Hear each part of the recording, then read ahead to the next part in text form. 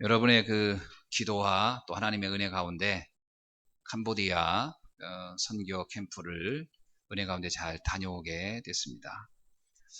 5박 6일의 기간이었지만 많은 응답을 좀 보고 왔어요. 특별히 이번에는 우리 랩런트들이 함께 동행을 하는 현장이었기 때문에 저 자신도 또 나름대로 또 기도도 하면서 불편함 없이 또 잘 갔다 와야 되겠다 싶어서 갔다 왔는데, 뭐 생각보다 많은 은혜를 누릴 수 있는 현장이 됐던 것 같습니다. 무엇보다도 우리 렘넌트들이 선교 현장의 그 변화와 역사를 볼 수 있었던 것이 참 감사했다 싶어요. 우리가 캄보디아 선교가 시작된 지가 몇 년 된 게 아닙니다. 불과 지금 횟수로 하면 6개월 딱 됐습니다. 실제로 본격적으로 사역을 한 지 6개월 됐고요. 사실은 지난 6개월이 저는 이렇게 굉장히 오래된 것 같은 느낌이 들 만큼 그 일에 많이 제가 집중을 했던 것 같습니다. 그러는 중에 정말 아무것도 없는 불모지대에서 복음이 들어가서 하던 중에 이번에 우리 렘넌트들 같이 목격했듯이 프롬펜에도 많은 현장들이 이렇게 쭉 열려가고 있었고요. 특별히 CM리에서는 우리 렘넌트들이 또 많이 모여지는, 그래서 그날 그 캄보디아는 전기를 베트남에서 이렇게 수입합니다. 그러다 보니까 자체적인 발전 시설은 하나도 없어요. 그래서 외국에서 100% 수입을 해서 쓰다 보니까 베트남 쪽 전기 사정이 안 좋으면 캄보디아는 일단 1순위로 끊기게 되는 그런 거죠. 또는 전기 공급이 우리처럼 이렇게 자동화되어 있는 게 아니고 수동 상태로 되어 있다고 합니다. 그러다 보니까 다른 도시로 전기를 송출할 때는 한쪽 도시를 일시 좀 정지했다 또 연결해주고 뭐 이런 것들은 좀 약간 수동적인 방법을 쓰고 있어요. 그러다 보니까 캄보디안 전기가 간혹 잘 나갑니다. 근데 제가 가본 중에 이번이 가장 길게 나갔어요. 아침부터 저녁까지 전기가 내내 안 돌아가지고 그 32, 3도 되는 찜통 더위에 이 더위를 피할 곳이 없을 정도로 더웠어요. 그래서 그 전도학교가 시작되는 수요일 저녁에 과연 사람들이 오겠는가, 우리 권사님도 그렇고 우리 랩런트도 약간 반신반의했던 것 같은데, 뭐 저도 약간 그렇지 않아도 이렇게 날씨는 덥고 전기는 안 들어오고 과연 전도학교가 시작될 수 있을까 싶었는데, 그래도 모르겠다. 하나님이 여기까지 우리를 보낸 데는 이유가 있겠지. 그래서 초를 일단 준비시켜가지고 초를 이렇게 준비해서 놨는데 생각보다 상상외로 많은 아이들이 또 어른들이 왔습니다. 뭐 인원을 다 셀 수는 없었어요. 너무 많아서 뭐 한 40명 넘게 50명 넘게 그냥 오지 않았나 싶은데, 그 좁은 공간이 불과 뭐 한 7, 8평밖에 안 되는 곳에 그 많은 사람이 들어 앉으니까 더 덥고 선풍기도 안 되고 아무것도 안 되는, 초도 우리나라 초처럼 그렇게 딱딱하게 딱 서 있는 것도 아니고 그 더위에 초는 흐물거리고 뭐 진짜 무슨 초가 살아있는 것처럼 세워놓으면 넘어지고 세워지면 넘어지고 참 열악하게 이럴 데 없는 환경이었는데, 그곳에서 예배를 참 은혜롭게 잘 지냈습니다. 우리 렘넌트들 아마 놀랐을 거예요. 땀은 비 오도 쏟아지는데 그 반응하는 그 사람들의 반응이 너무 놀랐죠. 그냥 제가 그 통역하니 오직 하겠습니까? 또 캄보디아 말로, 한국말을 캄보디아 말로 또 하는데, 근데 말이 떨어지게 무섭게 아멘으로 그렇게 또 반응하고, 구원의 확신과 신분에 대한 질문을 할 때마다 두 손을 다 번쩍 들어가면서 자신 있게 고백하는 그들의 모습을 보면서 참 감격스러웠고요. 참 감사했습니다. 이렇게 복음은 우리들의 능력을 넘어서 그 현장을 바꾸고 있고 변화시키고 있는 줄로 믿습니다.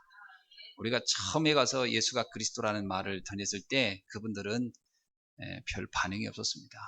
왜냐하면 지금까지 아무런 그분들이 행복 지수가 우리나라보다 높습니다. 그 나라 사람들이 행복하다고 생각하는 거예요.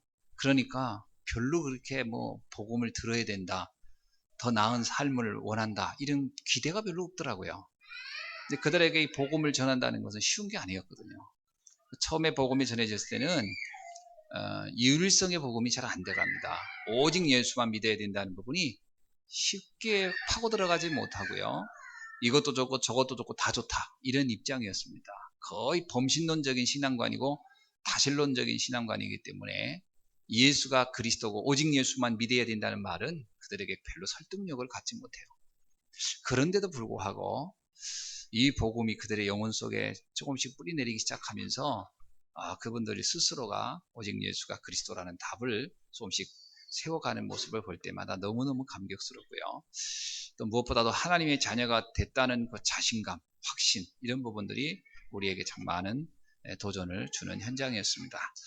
오늘 이 시간에도 우리에게 이러한 믿음이 여러분들에게도 회복되고 확인되어지는 날이 되기를 주의 이름으로 축원합니다. 오늘 본문에 보니까 한 가나안 여자가 예수님께 찾아와서 자기의 귀신 들린 딸을 치유해달라는 요청의 내용이 바로 오늘 본문의 내용입니다.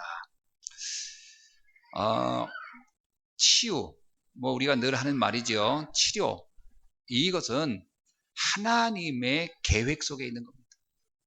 따라합시다. 치유는 하나님의 뜻이다. 그렇습니다. 병든 자가 낫는 것은 하나님의 뜻입니다. 그러니까 병드는 것이 하나님의 계획이 있지 않습니다. 사람이 병드는 것은 하나님의 목적도 아닙니다. 사람들은 이런 착각을 해요. 내가 병들었다, 내가 힘든 일이 있다, 내가 어려움이 있다, 그러면 하나님 왜 나한테 이런 병을 주십니까? 하나님 왜 나한테 이런 질병을 주십니까? 이렇게 얘기를 해요. 그러나 그것은 하나님의 뜻이 아닙니다. 하나님은 우리가 건강하기를 원하시고 온전하기를 원하지 병들어 살기를 원하는 게 아니거든요.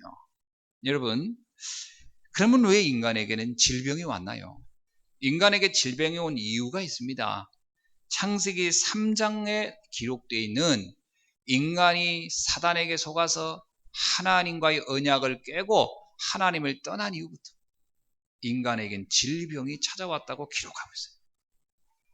그러니까 아담과 하와가 에덴 동산에 있을 때 과연 질병이 있었겠냐? 없었습니다. 창세기 1장 27절 28절 보니까 생육하고 번성하고 충만하고 정복하라. 넌 하나님의 형상대로 창조되었고 하나님의 축복을 마음껏 누리며 살도록 되어 있다는 것이 인간이었어요.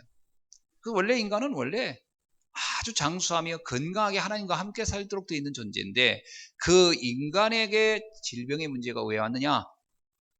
에덴에서 쫓겨나면서요.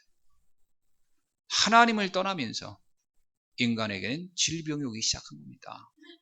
질병의 원인이 어디냐면 하나님을 떠난 데 있었다는 거죠.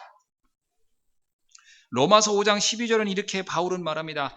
한 사람으로 말미암아 죄가 세상에 들어오고 죄로 말미암아 사망이 왔으니 이와 같이 모든 사람이 죄를 지었으므로 사망이 모든 사람에게 이르렀느니라.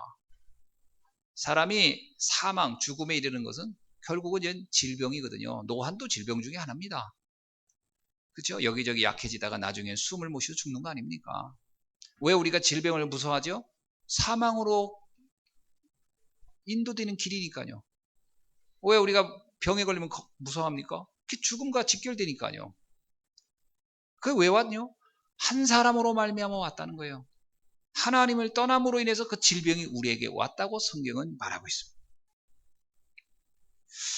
그래서 하나님은 우리가 이 질병 상태에서 그냥 사는 것을 원치 않습니다. 그래서 하나님이 우리를 구원하기를 원한다는 얘기는 이 질병 문제도 해결되기를 원하는 거거든요. 그래서 하나님의 구원 계획 속에는 질병의 치유도 반드시 포함되어 있는 겁니다. 출애굽기 15장 26절에 내가 애굽 사람에게 내린 모든 질병에 하나도 너희에게 내리지 아니하리니 나는 너희를 치료하시는 여호와입니다. 여호와 라파 들어봤죠? 우리를 치유하시는 하나님. 하나님의 관심은 우리가 회복되기를 원하고 건강하기를 원하지요. 우리가 병들어 살기 원하는 게 아닙니다. 그래서 자칫 잘못하면 하나님을 원망하거든요. 하나님 왜 나한테 질병을 주십니까? 질병은 하나님이 준 게 아니고 하나님을 떠남으로 사단이 갖다 준 거예요. 질병이라고 하지 않습니까? 병마라고 합니다. 마귀가 병을 줬다라는 거죠. 자, 여러분, 이사야 53장 5절에서 그가 말합니다. 그가 채찍에 맞음으로 우리가 나음을 입었도다. 우리가 사단에게 완전히 잡혀서 질병을 가지고 우리가 죽음에 이를 수밖에 없는 인간이었는데, 하나님께서 이 문제를 치유하실 방법으로 우리에게 치유자를 보내주시겠다. 이게 53장 5절의 말씀입니다. 그래서 예수님이 이 땅에 오셔서 하신 사역 중에서 가장 처음에 하신 사역이 질병 치유의 사역을 하신 겁니다. 마태복음 8장 16절로 17절에 보니까 예수께서 말씀으로 귀신들을 쫓아내시고 병든 자를 다 고치시니 선지자 이사야로 하신 말씀에 우리의 연약한 것을 친히 담당하시고 병을 짊어지셨다함을 이루려 하심이더라. 아멘. 예수님께서 오셔서 우리에게 하신 사역 중에 중요한 사역이 바로 질병을 치유해주는 사역이었다라고 성경은 기록하고 있어요. 그래서 마가복음 1장 39절에서 온 갈릴리에 다니시며 저희의 여러 회당에서 전도도 하시며 또 귀신들을 내어 쫓으시니라. 그런데 많은 병자들이 나왔다 이렇게 나와요. 빌립이 사마리아 가서 복음을 전했더니 많은 병든 자들이 치유되고 귀신이 떠나갔더라. 질병과 사단과 귀신은 결부되어 있어요. 여러분, 우리가 모든 질병은 귀신이 갖다 줬다 이렇게 볼 수는 없어요. 그러나 그 근원으로 들어가면 하나님 떠나서 온 것이 맞는 것이고, 또 그 질병이 때로는 우리들의 실수로 의한 것이라 하더라도 그것이 반복되어질 때는 분명히 그것은 사단의 통로가 되기 때문에, 그래서 우리가 건강을 잃어버리면 가족 전체가 무너지고 심지어 신앙도 잊어버리고 이런 문제가 막 오는 겁니다. 그래서 이 질병이 가벼운 게 아니잖아요. 가족 중에 한 사람이라도 질병에 빠져버리면 온 가족이 걱정 속에 빠지게 되지 않습니까? 그래서 이런 문제는 가벼운 문제가 아니죠. 그래서 우리는 하나님께서 그리스도를 통하여 질병을 치유하는 사역을 하고 있었다는 것을 우리는 꼭 기억해야 할 줄 믿습니다. 하나님의 자녀는 그래서 건강을 회복하고 건강을 누리는 것도 하나님의 뜻입니다. 그래서 아픈 게 하나님의 뜻이다, 그럴 수 없어요. 건강을 유지하는 것도 하나님의 아주 귀한 뜻인 줄로 믿습니다. 그래서 우리가 사실 어떤 면에서 건강관리를 소홀히 하는 것도 하나님의 뜻에 거역하는 거예요. 저도 그걸 많이 느껴요. 여러분, 성격이 이상한 사람은 하나님이 고쳐 쓰시지만 병든 사람은 쓸 수가 없어요. 그래서 건강하셔야 됩니다. 건강하시지 않으면 하나님 앞에 쓰임을 받기가 어렵습니다. 우리가 그래서 하나님 앞에 건강을 놓고도 많이 기도할 수 있기를 바랍니다. 예수님은 제자들을 파송하시면서 아주 중요한 권세를 주셨는데 그것이 바로 치유에 대한 권세입니다. 자, 예수님은 제자들을 파송하시면서 반드시 치유에 대한 메시지를 많이 하셨습니다. 그래서 제자들에게 치유의 권세를 주셨어요. 마태복음 10장 1절에 보니까 예수께서 그의 12제자를 부르사 더러운 귀신을 쫓아내며 모든 병과 모든 약한 것을 고치는 권능을 주시느니라. 제자들을 보낼 때요, 그냥 보낸 게 아니고 질병을 치유할 수 있는 능력을 주셔서 파송했다. 여러분, 그렇다면 하나님의 자녀로 부름받은 우리에게 질병을 치유할 권세가 있다는 것을 여러분 믿으셔야 합니다.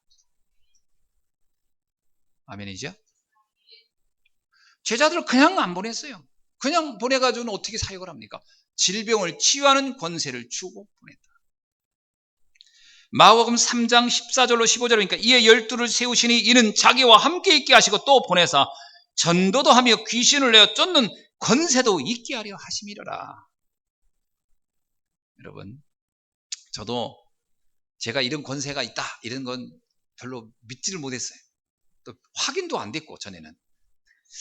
그래서 뭐 특별히 이렇게 막 은사가 있는 사람들, 그래서 뭐 안수기도 하면 낫는다더라, 뭐 어떻게 하면 막 이런, 야 대단하다.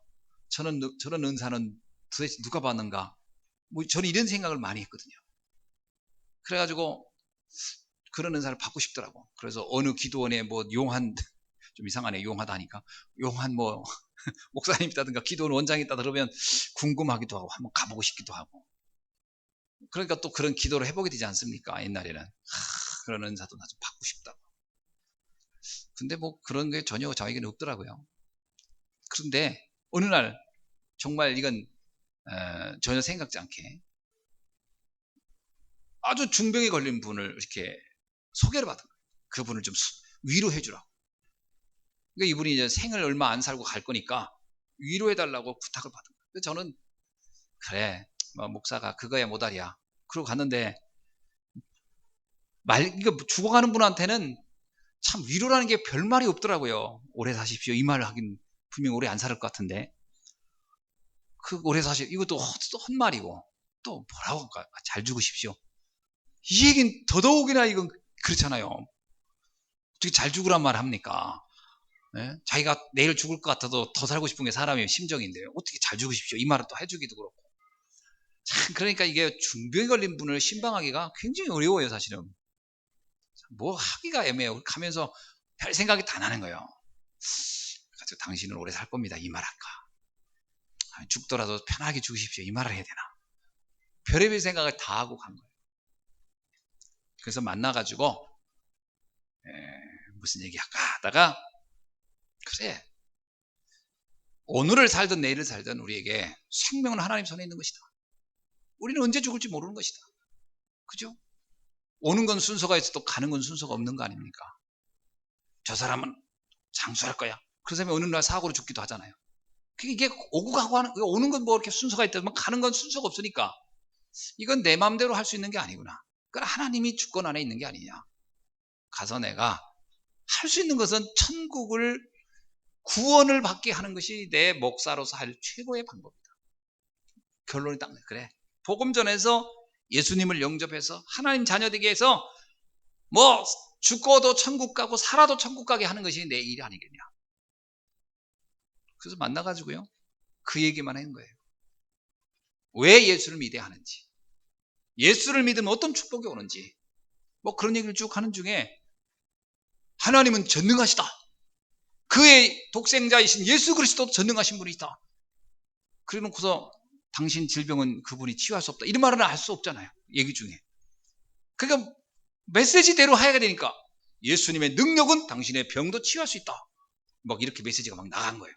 그러나 하나님이 뜻이면 데려갈 수도 있는 거고 뭐 그건 하나님 주권 속에 있는 거다, 뭐 이렇게 얘기를 했어요. 이분이 아멘 하고 이제 받더라고요. 나중에 그랬어요. 그런데 우리 형제님이 오래 살고 싶죠 했더니 오래 살고 싶다. 그럴 거다. 병자들은 다 오래 살고 싶을 것이고 나도 그렇다. 근데 하나님이 볼 때 우리 형제님을 꼭 오래 살려야 되겠다, 내 이분을 꼭 살려야 된다 할 이유가 있겠냐 그랬어요. 또 이분이 그런 거예요. 없는 것 같아요. 그렇다, 내가 봐도 그런 것 같다. 다 살고 싶지만 하나님이 당신을 꼭 내가 널 살려야 되겠다 그렇게 할 만한 이유가 있어야 될 텐데 그 이유가 별로 없는 것 같다. 어차피 구원받아 천국 가는 건 누구나 가는 것이고 이제 구원 받았으니까. 그러면서 제가 얘기했어요. 아마 하나님이 당신을 살리려고 한다면 이러면 혹시 모르겠다, 내가 이 받은 구원, 이 받은 은혜 너무 감사하고 고마워서 이걸 전하면서 살다가 하겠습니다. 한 생명 한순간에도 더 나를 생명을 연장한다면 나는 이 복음 전하다 가겠습니다. 그러면 하나님이 이거 참 귀한 일을 하니 그래서 혹 살려줄런지는 모르겠다. 어차피 저도 죽고 사는 걸 내 마음대로 결정할 수 있는 게 아니니까 그냥 그렇게 얘기를 던졌어요. 공을 본인한테 던져버린 거예요. 죽어도 본인이 잘못해서 죽은 거고 살아도 본인이 잘해서 산 거니까 뭐 목사의 믿음 때문에 이 사람이 살고 죽고는 아니니까 봉을 탁 던져놓고 오면서 제가 집사람하고 그랬어요. 저분 참 오래 못 살 것 같지? 그러면서 그냥 온 거예요. 그런데요, 시간이 지난 다음에 얼마 있다 그 부인한테 연락이 온 거예요. 목사님 식사 대접하고 싶다. 그래서 제가 생각에 돌아가셔가지고 이제 다 죽은 다음에 장례 다 치르고 그리고 이제 우리한테 그때 와서 신방해줘서 고맙다고 인사하려고 밥 사는가 보다. 그리고 이제 간 거예요, 거기를. 왜 그분은 이제 얼마 못 산다는 걸 우리는 알고 있어. 근데 이게 웬일입니까? 그분이 앉아 있는 거예요. 다 나와가지고. 그래서 그분하고 같이 밥 먹었다니까요. 그 먹으면서 계속 그 사람 쳐다본 거예요. 이게 진짜 살아있는 건가? 어떻게 이 사람이 살았지? 그 분명히 죽어야 되는데. 참, 그때 깨달은 거예요. 하나님께서 이 사람을 살리셨구나. 또 하나는요.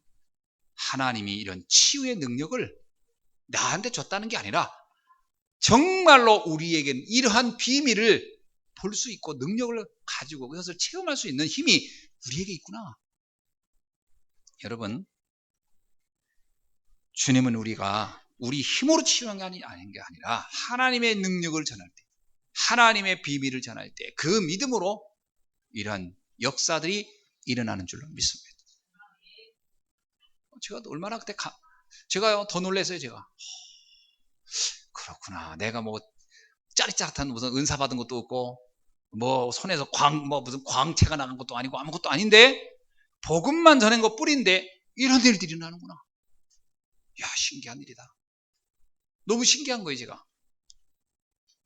그것뿐만 아닙니다. 뭐 저는 뭐 귀신을 본 적도 없고 뭐 한 것도 없는데 귀신이 보인다는 사람을 또 만나게 된 거예요. 참 신기하죠. 나는 지금까지 한 번도 귀신을 본 적이 없어요. 얼마나 감사합니까? 귀신 보고 싶습니까? 한번 봐야 뭐 좀 있는가 보다 싶습니까? 안 보는 것이 훨씬 은혜롭고 감사한 겁니다. 저는 한 번도 본 적이 없어요. 그러니까 뭐 귀신한테 시달릴 일도 전혀 없어요. 그런데 이제 귀신한테 시달리는 분들을 만나게 되는 거예요. 그분을 가만히 두는 게 거짓말은 아닌 거예요. 그분들 얘기를 쭉 들어보니까 맞아. 이분들은 실제로 막 자기가 체험하고 있고 시달리고 있고 막 고통스러운 거예요. 나는 그게 영화에서나 나오는 줄 알았어요. 그런 게. 어떤 분이 이러더라고요. 밤 12시가 되면 현관문이 대문이 그냥 열린다는 거예요. 여러분 그거 영화에서나 나왔지 실제로 봤어요? 그래서 내가 그 얘기 듣고 깜짝 놀란 거. 아니 진짜입니까? 했더니 진짜라는 거예요. 그래서 어떻게 했더니 가족들이 다 보는데 그냥 문이 저절로 열린대. 이렇게 쇠문이 이렇게. 그게 뭔가 문짝을 잘못 이게 해놔가지고 바람에 이렇게 했더니 안 그렇다는 거예요. 그거를 자기들이 너무 이상해가지고 거기다 돌 갖다 놓고 그랬는데 돌도 이렇게 밀려가면서 열린다. 참 그렇구나. 그런 일이 있구나. 그거 얼마나 무서워요. 그러니까 흔히 말하면 그게 흉가 아닙니까? 흉가. 현관문이 열리면 흉가지. 근데 이 아들이요. 귀신 잡는다고 그리고 나면은 그냥 온갖 몽둥이로 집안 살림을 다 때려 부시는 거예요. 그리고 이 남자는 몰라요. 자기가. 아침에 일어나가지고 다 집안 살림 다 부셔놓고도 모르는 거예요. 무슨 이렇게 뭔가 목록병 환자처럼 그리고 난리를 밤새 치고 그래 부인의 붙어있는 귀신 쫓는다고 때려가지고 부인이 완전히 막 그냥 얼굴이 시퍼렇게 먹는 거 난리도 아니야. 유리창은 다 깨지고요. 그런 집을 이제 소개를 받은 거예요. 혼자 가는 게 무섭더라고요. 저 혼자 또 못 가겠더라고.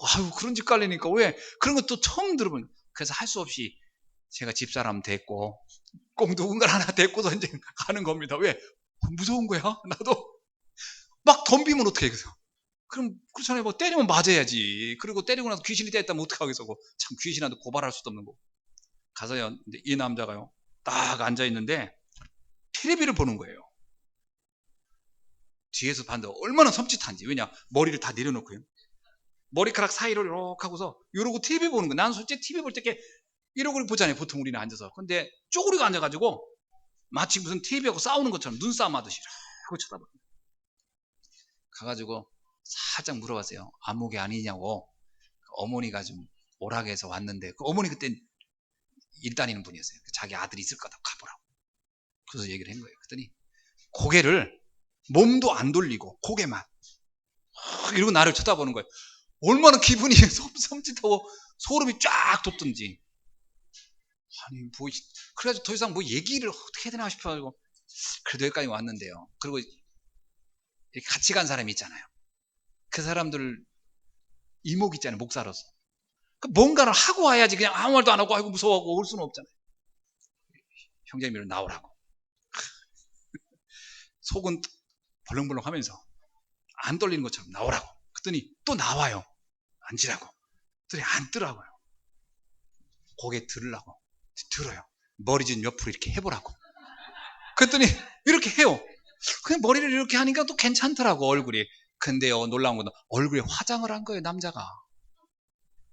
참, 아마 여러분 한번 봤을 겁니다. 화장하는 남자. 화장하는 얼굴이었어요. 이야, 얼마나 그것도 웃기는지. 모든 게 상상 밖이에요. 어떡합니까? 그냥 메시지 한 거예요. 왜 인간은 하나님을 만나야 하는가? 왜 인간은 예수를 믿어야 하는가? 그럼 다른 게 제가 할 게 뭐 있습니까? 거다 놓고 제가 뭐 귀신아 물러가라 이럽니까? 이 사람이 뭐 귀신이 지금 제가 시달리고 있는데 그래 놓고 영접하겠냐 그랬더니 너무 놀라운 거예요. 영접하겠다는 거예요. 그 예수님 영접시키고요. 다시 구원의 확신 주고 그랬더니요. 씩 웃더니 고맙다는 거예요. 이야 놀랍죠. 그래서 계속 간 겁니다. 그 어머니 영접시키고 부인 영접시키고 그 딸 영접시키고 다 했죠. 놀라운 일들은 그 이후부터 그 일이 싹 사라진 거예요. 문 열리는 것도 없어졌고 그때 시달리는 것도 없어졌고 그때 제가 안 거예요. 야 복음의 능력. 하나님은 우리에게 치유의 능력을 이미 주셨구나. 그 나만 그런 게 아니고 내가 그런 힘 있는 게 아닙니다. 저는 아주 이게 저를 얼굴을 보세요. 제가 아주 굉장히 그 독한 사람처럼 보이나. 저는 굉장히 약해요. 저는 상처를 잘 받고 아주 유약한 사람입니다. 그러나 복음이 전파되면 그 복음은 그 어떤 것도 바꿀 수 있는 능력이 있다는 것을 봤어요. 아무것도 두려울 게 없어지는 거예요. 그때부터. 어떤 성격 때문에 강해지는 게 아니고 믿음의 확신, 복음의 능력에 대한 확신. 이 믿음을 우리가 회복해야 할 줄로 믿습니다. 오늘 본문에 보니까 가난한 여자가 귀신 들인 딸을 치유하고자 예수님을 찾아왔어요. 뭐라고 얘기합니까? 예수께서 거기서 나가사 두루와 시돈 지방으로 들어가시니 가난한 여자 하나가 그 지경에 나와서 소리질러 이르되 주 다윗의 자손이여 나를 불쌍히 여기소서 내 딸이 흉악한 귀신이 들렸나이다 하되 그냥 귀신이 아니에요. 흉악한 귀신이에요. 저도 그 흉악한 귀신이라고 말할 수 있을는지 모르지만 2번 경험했어요. 한 번은 제가 오래전 전도사 시절에요. 진천이라는 곳에서 그 아는 남자 집사님이 저보고 그러는 거예요. 우리 어머님이 무당인데 왜 자기 그 신앙생활하는 거 너무 반대를 한다는 거예요. 그러냐? 근데 하는 얘기가 자기네 회사가 새로 이렇게 회사를 이렇게 좀 세웠는데 와서 예배를 드려달라는 거예요. 그거 우리 뭐 그거야 뭐 전도사도 뭐 할 수 있죠. 근데 그분은 우리 교회는 아니었어요. 다른 교회 교인인데 그분이 우리 교회를 그때 져줬어요. 그러니까 나도 고맙잖아요. 교회를 져주니까. 그러니까 나도 이제 그 예배 드리러 이제 같이 간 거예요. 그 교회 전사님 나하고 둘이가 간 거예요. 갔는데요. 회사 현관문을 열고 큰 문이죠. 문 열고 그냥 마당을 큰 그 마당을 지나서 가면 이제 건물이 있는 거예요. 가는데 안에서 그렇게 뭐라고 소리를 지르는데 욕을 해대는 거예요. 그래서 우리는 뭐 싸움이 났는가 싶어가지고 또 싸움 한 날 또 신방하기도 애매하고 분위기도 좀 그렇더라고요. 그러고 갔더니 그게 아니에요. 우리를 향해 욕한 거예요. 그 어머니가 무당인데 낫을 들고 휘두르면서 욕을 하고 있는 거예요. 들으면 다 죽여버리겠다고. 눈이 막 뒤집어진 거예요.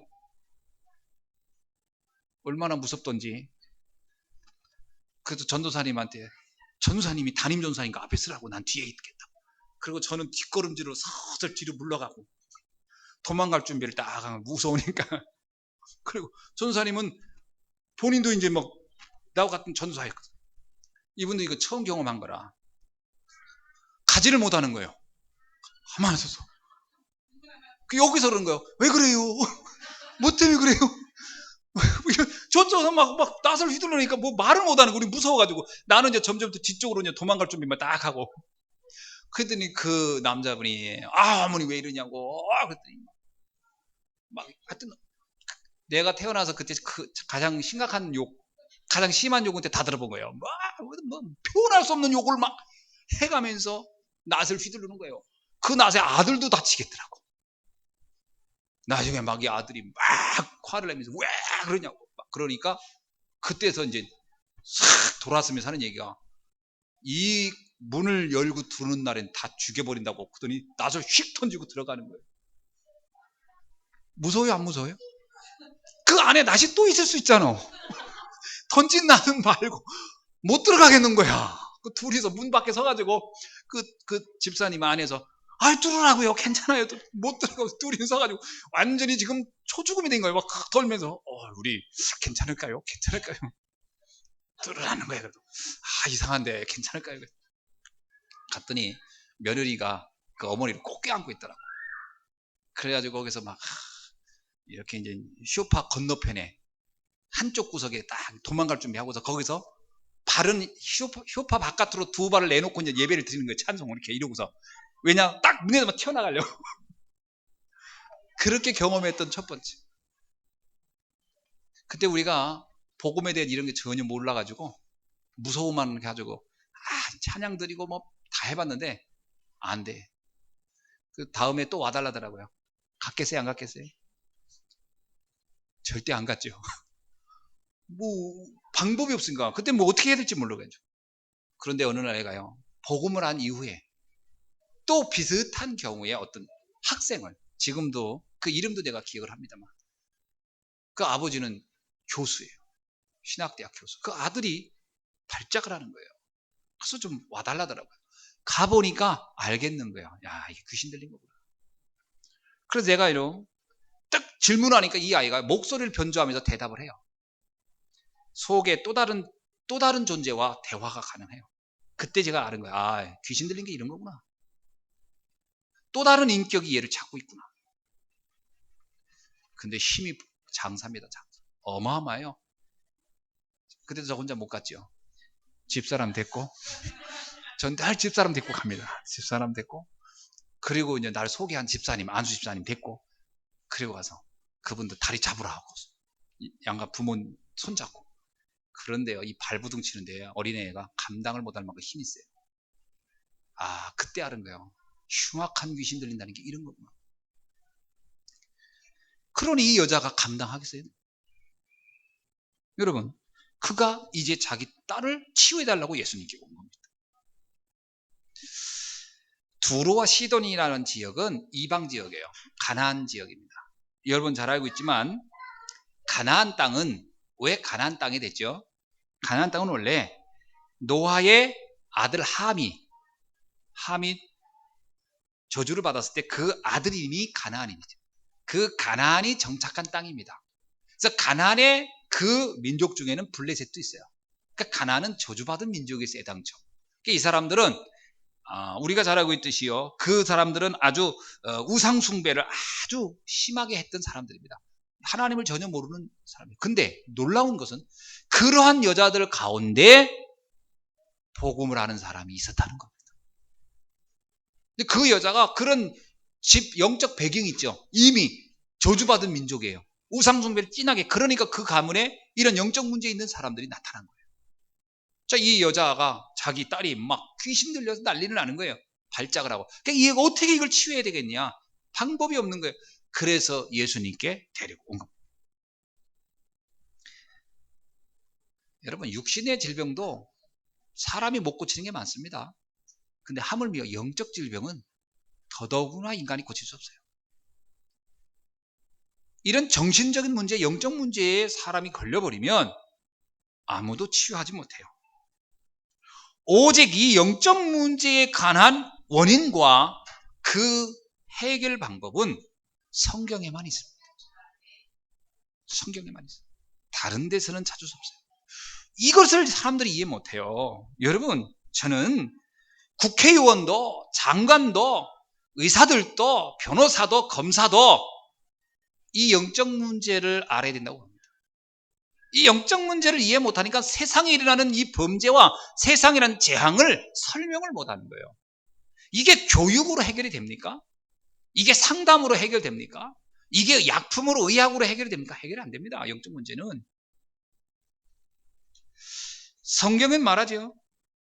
인간이 왜 이러한 귀신에 걸리는가? 인간이 왜 멀쩡한 인간이 이런 인격 파탄이 되었고 이런 신기한 일들을 하고 이러한 이상한 삶이 되어진가? 왜 이렇게 다 무너지는가? 하나님 떠나서 귀신에게 잡혔기 때문에. 이 귀신 들린 여자라는 얘기는 뭐예요? 마귀에게 잡힌 거 아닙니까? 오늘날에도요, 신병은 대표적인 귀신 들린 병 아닙니까? 왜 무당되죠? 왜 멀뚱한 사람이? 신병이라는 병에 걸리면 이건 의술로 해결이 안 돼요. 그러니까 그런 사람들이 교회도 오거든요. 근데 이 교회가 이 답을 알아야 되는데 맨날 착하게 바르게 살라 이런 얘기만 하니 그게 틀린 말은 아니지만 그게 그 사람에게는 답이 안 되는 거예요. 성경은 그런 영적 문제에 영적인 답이 있다고 분명히 말하고 있는데 엉뚱한 말을 하니 그런 사람들이 치유가 안 되는 거예요. 그러니까 결국 어디로 가? 무당한테 가는 거예요. 무당이 귀신 가지고 귀신을 내쫓는 격이라. 약한 귀신, 좀 강한 귀신 불러가지고 그 무당하면 그냥 구술해야 되는 거예요. 왜? 더 강한 귀신 불러서 약한 귀신 내몰겠다는 거거든요. 이게 얼마나 허황된 방법입니까? 그러니까 예수님 말대로요. 그렇게 하면 일곱 귀신도 더 큰 문제가 오는 거예요. 더 큰 재앙이 오는 거예요. 그래서 여러분 불신자가요. 어떤 신기한 문제 때문에 어떤 문제 때문에 무당을 찾아간다. 그래서 만약에 해결됐다. 그건 재앙의 시작이에요. 이제 그건 재앙의 끝이 아니고 재앙의 시작이에요. 왜? 점점점 더 강한, 점점점 더 심한 무당을, 더 강한 귀신을 도움을 요청하자면 안 되거든요. 그러니까 뭐예요? 갈수록 굿이 커지는 거예요. 갈수록 무당에게 매이는 거예요. 갈수록 더 문제가 오는 거예요. 성경이 그걸 말하잖아요.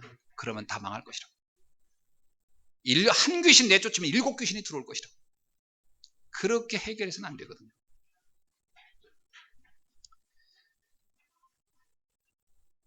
해답이 하나 있어요. 성경에만 그걸 정확히 말했어요. 하나님을 만나면 끝납니다. 하나님을 만나면 끝나는 거예요. 왜? 하나님을 떠나서 생긴 문제이기 때문에 하나님을 만나면 끝나는 거예요. 그럼 어떻게 하나님을 만납니까? 하나님을 만나는 방법이 뭐예요?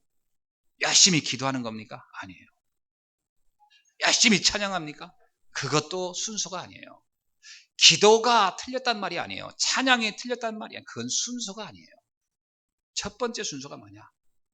예수님을 나의 구주로 영접을 해야 돼요. 영접하는 자, 그의 이름을 믿는 자들에게는 하나님의 자녀가 되는 권세를 주셨느니라. 누가 기도를 하고 누가 찬양합니까? 하나님의 자녀가 찬양하고 하나님의 자녀가 기도하는 거죠. 구원받지 않으면, 구원받지 않은 사람이 찬양할 수 있습니다. 흉내낼 수 없어요. 구원받지 않은 사람이 기도할 수 있어요. 그거는 아무런 힘이 없어요. 어떻게 되냐? 예수가 그리스도라는 비밀을 알고 예수님을 나의 구주로 영접을 해야 그 다음부터가 기도를 하고 찬양을 할 때 악귀가 떠나고 흑암이 물러가고 치유가 일어나는 역사를 체험하게 되는 줄 믿습니다. 이것은 성경에만 기록되어 있는 얘기예요. 그래서 교회를 다니는 것과 예수님을 믿고 하나님의 자녀가 되는 것은 전혀 다른 겁니다. 예수님의 자녀가 되어서 교회를 다녀야 되는 겁니다. 그런데 이 구원의 비밀을 이해 안 하고 교회를 다녀가지고는 그냥 교회 다니는 교인에 불과한 거예요. 제가 이번에 캄보디아 가서도 이렇게 만나면서 전에 기독교인 만나봐요. 하나도 몰라요. 이번에 그 한국인 식당에 가서 밥을 먹는데 그 여자 사장이 있길래 목사님들이 가서 몇 번 얘기했어요. 복음도 얘기하고 그냥 전혀 들을 생각이 없어. 그러면서 나한테 하는 얘기가 이런 말을 여기다 해도 되는지 모르겠어요. 나의 소원은 하나, 남편이 죽는 거라는 거예요. 어떻게 그런 말을 나한테 막 합니까? 저 인간만 죽으면 난 자유래. 내가 볼 때 좀 더 있으면 그 남자를 죽이겠더라고. 그런 상태예요, 지금 상태가. 그 여자가. 그러면서 내가 캄보디아는 어떻게 왔었더니 내 저 인간한테 끌려와가지고 이런 식이에요. 죽이고 싶은 거예요. 다른 얘기를 할 수가 없어요. 교회 다녀봤대요. 다 다녀 쓸데없다는 거예요. 이유, 하나님의 자녀가 되어본 적이 없는 여자예요. 한 번도 예수님을 영접한 적이 없어요. 그래서 예수님을 영접해야 된다 이 말하면 또 튈까봐 어떻게 할까 하다가 다음에 목사님들이 가시니까요. 이번 일은 얘기세요. 당신 이렇게 살고 싶으냐? 계속 이렇게 살겠냐? 그랬더니 싫대. 이 방법을 해결하는 길이 있다.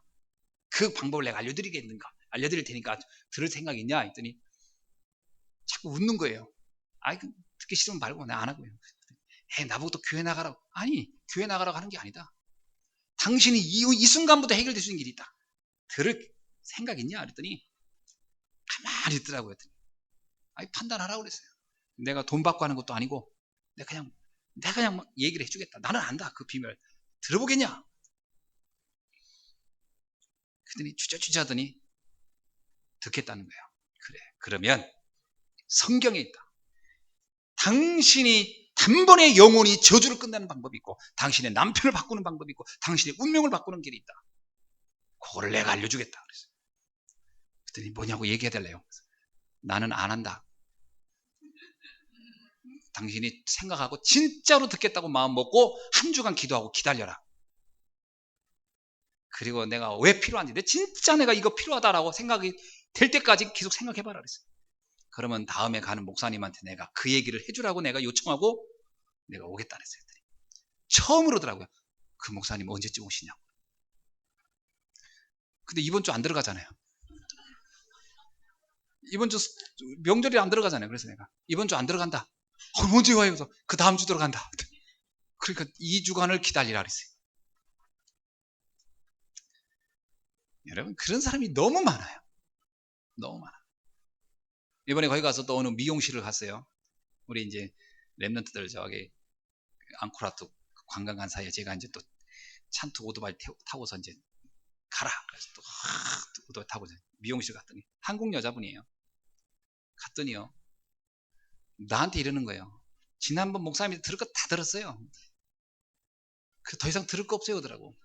그래서 내가 어떻게 할까 하다가 이랬어요.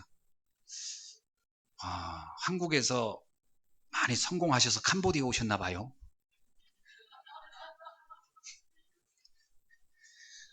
이 말은 뒤집어 말하면 오죽 못 났으면 여기까지 왔냐 이 여자야. 네, 요 얘기 하고 싶은 거지. 네 인생이 오죽 못 났으면 여기까지 밀려왔겠냐. 내 그 얘기 한 거예요. 그래서 뭐 이렇게 잘났다고 큰 소리 쳐. 내가 이 얘기 딱 한 거예요. 그랬더니 당황하더라고. 아니 그렇지는 않대.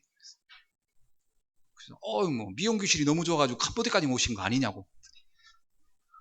자기는 미용이 원래 안 했는데 여기서 먹고 살기 어려워서 시작한 거래. 오죽 하면 여기까지 미용을 할까. 그래서 내가 그 운명대로 살려면 참 피곤하지요. 그랬더니 나를 멀뚱멀뚱 쳐다보는 거야. 운명을 바꿔야 된다. 당신이 캄보디아를 떠나야 될 만큼 운명을 바꿔야 된다 그랬어요. 여기를 왜 떠냈다? 아니 성공해서 한국으로 가야 할 거 아니냐고. 젊은 여자예요. 애기들이 요만해. 캄보디아에서 계속 살 거냐. 당신 선교사도 아니고 뭐 그런 사명 가지고 온 것도 아니고 말 그대로 망해서 왔으면 성공해서 가야지. 성공해서 한국 가야 할 거 아니냐. 내가 그랬어요. 그랬더니 그렇게 말한 사람이 한 명도 없대. 캄보디아에서 지금 잘 먹고 잘 살라고 했는가 봐요. 젊은 사람이 캄보디아, 나같이 나이 먹은 사람도 캄보디아에서 오래 못 살겠더만 더워서. 뭘 여기서 계속 살 생각하냐고. 아니 35도 60도까지 오는데 맨날 그 온도에 그렇게 살고 애가 막 더워가지고 막 땀을 삐쭉 이거 보면서 여기 살고 싶은 생각 드냐고 내가 그랬어요. 가야죠. 가야 된다. 어떻게 갈 거냐? 신앙생활 다시 시작하라 그랬어요. 그랬더니 눈만 멀뚱멀뚱하고 뭐 하여튼 좀 반응이 여의치가 않은 거 반응이. 고생 좀 하겠구나. 내렸어요. 다른 방법은 하면 안 될 것 같고 여기 목사님들 오실 거다. 오시면 그 목사님들을 오시면 외롭지 않냐. 한국 소식도 듣고 싶고. 근데 그 목사님들은 매주 오니까 한국의 최근 소식을 다 가지고 온다. 만나서 저 얘기 좀 들어보시고 그리고 목사님들한테 얘기를 들으시고 당신의 운명을 바꾸는 길이 열릴 것이다. 거기까지만 얘기해 줬더니 그러면 목사님들 오시라고 하라고. 일단은 거기까지 내가 연결만 해놓고 전 빠져나왔어. 복음을 하나도 들어본 적이 없어요. 운명을 바꿔야 된다는 것에 대해서 생각을 해본 적이 없는 사람들이 얼마나 답답한지 몰라요. 여러분, 성경에만 우리의 운명을 바꾸는 비밀을 말씀하고 있습니다. 정말로 복음, 예수가 그리스도라는 이 비밀을 알지 않으면 안 돼요. 왜 예수가 그리스도여야 됩니까? 오늘 우리는 세 가지 영적 비밀을 반드시 알아야 돼요. 첫 번째가 뭐냐? 영적 문제가 무엇이며 그 해결책이 무엇인지를 알아야 돼요. 이 가난한 여자는 알았어요. 자기 딸이 지금 이게 영적 문제인 걸 알았어. 그러니까 그 여자가 이건 귀신 들린 일이구나. 이거요. 쉽지 않습니다. 사람들 이게 영적 문제구나. 이렇게 보는 것이 축복이에요. 이렇게 보는 눈이 없다니까요. 여러분 2003년도 2월 18일 날 대구 광역시 남일동 대구 지하철 1호선에서 192명을 죽인 사람이 있어요. 신나를 가지고 뿌렸어요. 불 붙여서. 그래가지고 지하철에서 완전히 192명이 죽고 148명이 화상을 입어서 지금도 투병 중에 있어요. 얼마나 많은 사람을 죽였습니까? 근데 이 사람이 영적 문제가 아닌 정신병자였어요. 이 사람이 그래서 나 좀 살려달라고, 나 좀 도와달라고 늘 외쳤는데 이게 영적 문제인 줄 몰랐어요. 기사들이 뭐라고 쓴지 아세요? 정신병자가 신병을 비관하여 방화를 했다. 이게 기록의 전부예요. 아닙니다. 영적 문제 있어요. 사단에게 잡혔어요. 나 좀 도와달라고 외쳤는데 아무도 그걸 알아본 사람이 없어요. 그 사람에게 누군가 정확한 복음 전했으면 그 사람이 치유되고 안 되고 이전에 그런 방화는 일어나지 않았어요. 방화를 할 때도 소리쳤다고요. 나 좀 도와달라고. 아무도 도와주는 사람이 없어요. 그냥 왜 그러냐고만 해치지. 영적인 세계를 보는 눈이 있어야 치유되는 줄로 믿습니다. 사람들은 문제를 정확히 보는, 여러분 명의가 뭐죠? 명의는 병의 원인을 잘 보는 사람이 명의입니다. 돌팔이가 뭐죠? 이것저것 찔러보는 거예요. 혹시나 이 병 아닐까? 저 병. 그러다 병을 키워서 죽이는 게 돌팔이에요. 돌팔이와 명의의 차이는 원인을 얼마나 잘 찾아내느냐거든요. 여러분 우리가 하나님의 자녀라면 영적인 눈이 아주 예민해야 됩니다. 이 가난한 여자가요, 유대인보다 영적인 눈이 더 예민한 거예요. 안 거예요, 이게 무슨 문제인지. 그리고 이 문제가 인간의 힘으로 해결할 수 없는 문제인 것도 알았어요. 그래서 예수님을 찾아온 거예요. 이게 놀라운 거예요. 누구를 찾아가느냐가 다예요. 이 여자가 무당 찾아갔으면 그 여자는 완전히 망하고 다 끝났지. 예수님을 찾아왔다는 거예요. 얼마나 놀라운 일입니까? 많은 사람이 오늘날에도요, 이런 영적 문제 있으면 어디 가요? 예수님을 찾아옵니까? 아니에요. 전부 다 무당한테 가죠. 그러니까 다 망하는 거예요. 우리가 영적 문제를 정확히 알고 그리스도에게로 온 여러분, 최고의 축복자인 줄로 믿으시기 바랍니다. 여러분 이게 우리가 봐야 돼요. 둘째로 더 중요한 것이 뭐냐? 이 문제는 오직 예수 그리스도만 해결할 수 있다는 걸 알았다는 거예요. 이 여자가 예수님께 뭐라고 합니까? 주 다윗의 자손이요. 이 말 속에 모든 게 다 포함되어 있어요. 예수님을 가리켜 나의 주님 그랬어요. 주, 로드, 나의 주인님 이런 얘기예요. 뭐야, 내 인생은 당신이 책임질 수 있습니다 라는 걸 전제한 거예요. 주, 나의 주. 많은 사람들이 예수님을 주님으로 여기지 않습니다. 4대 성인으로 여기거나 훌륭한 사람, 교육자, 박애주의자, 사회 정의 구현자, 다 예수님을 이해하는 선이 다 달라요. 마음의 평화를 얻기 위해서 교회 나온다. 오늘 어느 신문에 보니까요, 한국 기독교인들을 놓고 앙케이트 했어요. 그랬더니 37%인가 몇 프로가요. 교회를 왜 다닙니까? 그랬더니 마음의 평화를 위해서 다닌다는 거예요. 절에 가면 더 평안해요. 물 좋지, 공기 좋지, 소음 없지. 뭐 마음의 평화 때문에 옵니까? 아니에요. 저주와 재앙을 해결하려고 온 거예요. 마음이 평화가 있어도 저주와 재앙은 해결이 안 되니까 백날 절에 가도 안 돼요. 우리는 마음의 평화 때문에 예수 믿는 게 아니에요. 저주와 재앙의 운명을 바꾸기 위해서 예수님을 믿어야 되는 겁니다. 아멘. 사람들이 이걸 이해 못하더라고요. 그러니까 오늘날 교회 그렇게 많이 다녀도 다 팍팍 쓰러지는 거예요. 조그만 문제 오면. 왜? 운명을 바꾸는 힘이 없으니까. 예수가 그리스도로 믿어야 인생이 바뀌는 줄로 믿습니다. 이 여자가 그걸 안 거예요. 여러분 생각해보세요. 가난한 여자를 유대인들이 얼마나 천하게 여겼냐면 개 취급했어요. 개 취급. 그래서 이 가난한 여자가 유대인을 만나러 간다? 진짜로 자존심 다 버리고 진짜 모욕감 다 안고 그리고 찾아가야 되는 거예요. 유대인. 근데 이 여자가 예수님을 찾아가는데 그냥 간 거예요. 그런데 예수님이 얼마나 독하신 분이냐면 독한 분입니다. 예수님이 이렇게 얘기합니다. 그 여자가 딱 와서 소리 지르니까 대답하기를, 나는 이스라엘 집에 잃어버린 양 외에는 다른 데로 보내심을 받지 아니하였노라. 나는 너하고 상관없는 남자다. 그러니까 내가 너하고는 상관없다. 내가 와서 치유해 줄 거는 니들이 아니고 난 유대인만 치료해 주겠다. 원래 예수님이 유대인만 치유한 겁니까? 아니에요. 일부러 그런 거예요. 일부러. 달아본 거예요. 이 여자의 중심이 어떤지를 달아본 거예요. 그리고 뭐라고 합니까? 예수님이 또 이런 얘기합니다. 대답하여 이르되, 예수님 26절에서 자녀의 떡을 취하여 개들에게 던짐이 마땅하지 않다. 내가 유대인을 도와주려고 하는 것을, 아니 개 같은 너희들한테 내가 왜 도와주겠냐? 참 독해요. 독해. 독한 남자 있지, 이렇게 코미디언. 예수님이 이보다 더 독한 거죠. 내가 개 같은 너희들을 왜 도와주겠냐? 이거는요, 그 여자를 개로 취급한 게 아니에요. 과연 이 여자가 정말 그리스도라고 하는 것의 비밀을 어느 정도 알고 있는지, 얼마 정도의 오직 예수고 오직 복음이 아니면 안 된다는 그 결론을 얼만큼 내고 있는지를 확인하고 싶으면 달아본 거예요. 중심을 본 거예요. 중심. 사람들을 예수님을 믿을 때요, 다 적당히 믿어요. 예수님이 확인해 본 겁니다. 네가 과연 나를 어느 정도까지 생각하고 있는지. 예수님은 이 성경에 보면요, 하나님은 중심을 확인하고자 달아본 경우가 많습니다. 노아에게요 120년을 달아봤어요.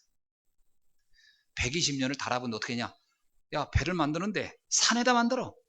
그거 달아본 겁니다. 노아가 과연 순종할 수 있는지 없는지. 말도 안 되는 위치에 말도 안 되는 기간을 요구한 거예요. 12년도 아니고 12달도 아니에요. 120년을 만들어 봐라. 노아 생애를 다 건 거예요. 달아본 거예요. 네 중심이 어떤지를. 과연 산 위에다가 배를 만들 수 있는지. 아브라함에게 모리아산에서 달아봤어요. 네 아들 잡아봐라. 달아본 겁니다. 그게. 네 중심이 뭔지.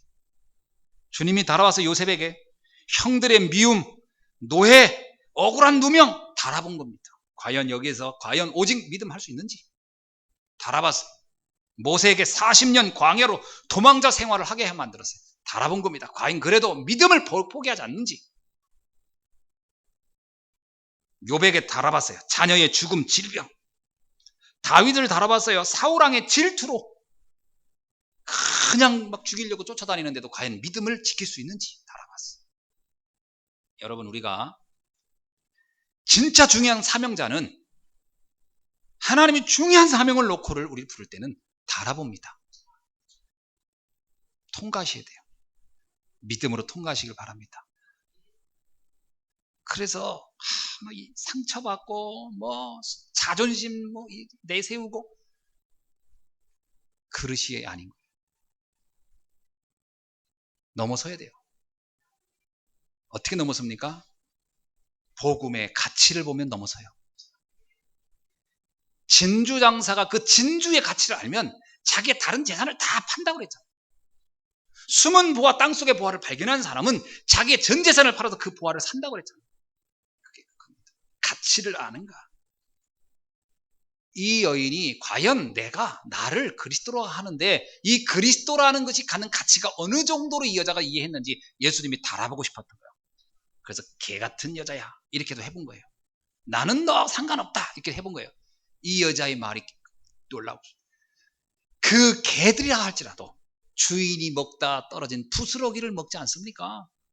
주님 저에게 저는 사실 개 같은 여자입니다. 이 여자의 표현이에요. 난 역시 개 같은 여자입니다. 저는 우리의 조상으로부터 우상 숭배했고 여러 가지를 봐할 때 나는 하나님의 은혜를 입을 수 있는 자격이 없는 여자입니다. 그러나 지금 혹시 은혜를 주신다면 부스러기 같은 은혜라도 주신다면 저는 족합니다. 부스러기라도 달라고 하잖아요. 그 개들도 주인의 부스러기를 먹지 않습니까? 주여 저를 불쌍히 여기시고 내 딸을 불쌍히 여기시고 부스러기 같은 은혜도 내게 주옵소서. 예수님이 뭐라고 합니까? 예수님, 여자여. 원래 예수님이 이 여자를 개로 여긴 게 아닙니다. 여자여, 내 믿음이 크도다. 내가 소원하는 대로 이루어질지라. 즉시로 그 딸이 나으니라. 아멘. 여러분, 세 번째 우리가 잡아야 될 게 유일성의 믿음. 오직 예수여야 돼요. 예수 그리스도 외에 다른 것으로선 우리의 인생의 문제를 바꿀 수 없습니다. 오직의 결론 내지 않으면 안 돼요. 정말 아무리 문제가 와도 오직 예수여야 돼요. 120년간 비가 안 와도 오직 해야 돼요. 하나님 말씀이 맞아요. 그러던 어느 날 드디어 비가 내리기 시작하고 전 인류가 심판을 받을 때 그 가정만 살아남는 겁니다. 오직을 잡으셔야 돼요.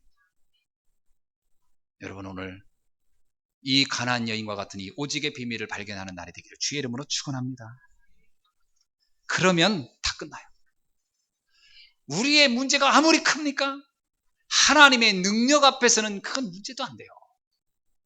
홍해가 바다인데 그 바다 인간이 해결할 수 있습니까? 아니요. 하나님께서 1초만 역사해도 홍해는 갈라지는 거예요. 여리고성이 얼마나 강합니까? 얼마나 견고합니까? 인간은 그것을 해결하려면 수많은 희생을 하고 피해를 봐야 돼요. 그런데 주께서 그들의 마음을 흔들어 놓으니까 여리고성은 저절로 무너져 버렸어요. 우리의 힘으로 하는 게 아닙니다. 오직이 된 사람을 통하여 하나님이 역사하십니다. 오늘 이 시간 오직 예수, 오직 복음의 결론 나는 날이 되기를 주의 이름으로 축원합니다. 전 가나안 여자의 믿음을 보면서요, 그렇구나. 이 여자가 오직이 됐구나. 유일성이 됐구나. 오직 하나님, 오직 예수. 그러면 끝난다. 말씀을 맺습니다. 우리가 예배를 드리러 오기 전에 세 가지를 제대로 알아야 합니다. 첫째는 정말로 내가 이 구원의 감격을 가지고 있는가? 내가 받은 구원이 얼마나 놀라운 것인가? 이것 가지고 내가 하나님 앞에 왔는가? 이게 이해된다면 우리의 예배는 최고의 응답을 받는 시간이 될 줄 믿습니다. 둘째로요, 영적 문제가 무엇이며 이 문제를 해결하는 비밀이 뭔가? 이것을 알고 예배를 드려야 됩니다. 여러분, 내 영적 문제, 우리 집안의 영적 문제, 우리 가문의 영적 문제 아무리 커도 문제가 되지 않는다. 하나님의 능력이면 충분히 해결된다. 아멘. 수억 수천이 다 나를 공격할지라도 주께서 1초만 나를 지키시면 그들은 다 성장이 되는 것이 성경이 보여준 사건이에요. 그렇다면 하나님이 나를 지키시면 끝나는 거예요. 아무것도 문제가 안 돼요. 하나님 우리에게 바라는 건 딱 하나입니다. 믿음입니다. 하나님이 하실 것을 믿는 거예요. 오직 그리스도면 된다고 하는 믿음을 갖기를 원하십니다. 그래서 세 번째로 예수님의 그 능력을 믿고 확신하기를 주의 이름으로 축원합니다. 여러분, 예수 그리스도면 충분합니다. 그래서 오늘 복음의 유일성 가치를 꼭 붙잡기를 바랍니다. 의심하지 마세요. 주님은 여러분을 달아보고 있어요, 지금. 목사님, 왜 근데 저는 지금 바로 응답이 없을까요? 달아보고 있는 거예요. 내가 이래도 정말 오직 예수 할 수 있느냐? 여기서 많은 사람이 무너져요. 여기서 많은 사람이 낙오를 생긴다니까요. 그러면 그걸 하십니까? 그게 안 되면 된 줄 알고 있다가 또 사단에게 속아서 또 무너질 거니까요. 하나님은 영원한 승리자가 되기를 원하기 때문에 이걸 통과하기를 원해요. 여러분, 우리가 정말 한번 오직 예수 하면 그 다음에는 문제가 안 됩니다. 믿음에는 5가지의 내용이 있습니다. 이 내용의 5가지 내용을 정말 오직해야 됩니다. 첫째는 내가 하나님의 형상대로 창조된 사람이었구나. 이 믿음 가지셨어요. 창세기 1장 27절 28절입니다. 이 믿음이 있어야 돼요. 내가 원래는 하나님의 형상을 가진 존재였구나. 두 번째, 그런데 사단에게 속아서 내가 완전히 무너졌구나. 그래서 나의 이런 고통과 고난이 거기서 왔구나. 그게 두 번째 믿음입니다. 그것도 믿는 거예요. 세 번째, 그래서 하나님이 이 문제를 우리가 해결할 수 없음을 아시고 하나님이 그리스도를 보내셨구나. 세 번째입니다. 네 번째입니다. 그 그리스도가 예수님이구나. 그래서 예수 그리스도를 내 마음의 구주로 영접하면 내 인생의 모든 건 끝나는구나. 다섯 번째, 그 예수님을 내 마음의 구주로 영접하는 순간 하나님의 자녀가 되는 은혜를 누리는 것이고 오직 믿음으로 의인이 의롭게 된다는 말이 이거입니다. 요 다섯 가지의 믿음의 내용이 흔들리지 않고 어떤 문제 앞에서도 어떤 상황에서 속지 않고 오직 할 수 있다면 우리 인생의 어떤 문제도 다 치유되고 해결될 줄로 믿습니다. 오늘 이 축복을 회복하는 축복의 날이 되기를 주의 이름으로 축원합니다. 기도하겠습니다. 하나님 감사합니다. 오늘 사랑하는 주의 자녀들에게 오직 예수 그리스도의 비밀이 다시 한번 각인되어지고 그 안에서 인생 모든 문제의 답을 얻는 축복의 날이 시작되게 하옵소서. 그래서 어떤 문제 사건 앞에서도 속지 않게 하여 주옵소서. 주님이 지금 우리에게 견고한 믿음을 갖기를 원하여 달아보고 있음을 알게 하시고 그 과정을 통과할 수 있게 하여 주시고 믿음의 견고한 반석 위에 세워진 믿음으로 승리하는 주의 자녀 되게 하옵소서. 살아계신 주 예수 그리스도의 이름으로 기도하옵나이다. 아멘.